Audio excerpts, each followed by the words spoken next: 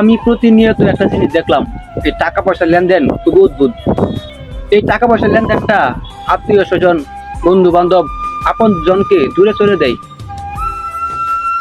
আমি আমার কথাই বলি, জীবনে অনেক দেখলাম, যদি কোনো বন্ধু বান্ধব আত্মীয় স্বজন কোনো বিপদে পড়ে আমার কাছে টাকা চাই, যদি আমি না করি যে আমার কাছে টাকা নাই, আমি তো দিতে পারবো না, বা আপনার কাছে যদি কেউ টাকা পয়সা চাই, আপনি যদি না করেন যে আমি দিতে পারবো না, দেখবেন সেই আত্মীয়দের সাথে আপনার সম্পর্ক শেষ হয়ে গেল। আপনি তাকে সাহায্য করতে পারলেন না, এই কারণে আপনার সাথে আপনার আত্মীয় সম্পর্ক শেষ হয়ে গেল। এবার আপনার আত্মীয় স্বজন যদি আপনার কাছে টাকা চাই, আপনি তাকে টাকা দিলেন, সাহায্য করলেন, উপকার করলেন, তখন দেখবেন যে আত্মীয় কিংবা আপন জন আপনার সাথে কথা বলা বন্ধ করে দিবি। আমি অনেক দেখলাম, টাকা পয়সা ধার দেওয়ার পরে সে আত্মীয় স্বজন বন্ধু বান্ধবটা আর আমার সাথে কথা বলে না।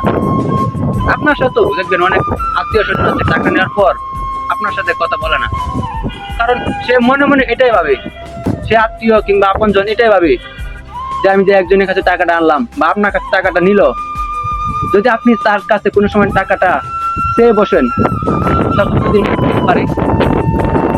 যদি না দিতে পারে, তাই সে বই আপনার সাথে কথা বলে না, কথা বলা বন্ধ করে দেয়। এই টাকা দিলেও সম্পর্ক শেষ, টাকা না দিলেও সম্পর্ক শেষ। এই টাকা পয়সা লেনদেনটা খুব অদ্ভুত। কাউকে সাহায্য করলেও সম্পর্ক শেষ, কাউকে সাহায্য না করলেও সম্পর্ক শেষ, এটাই বাস্তব।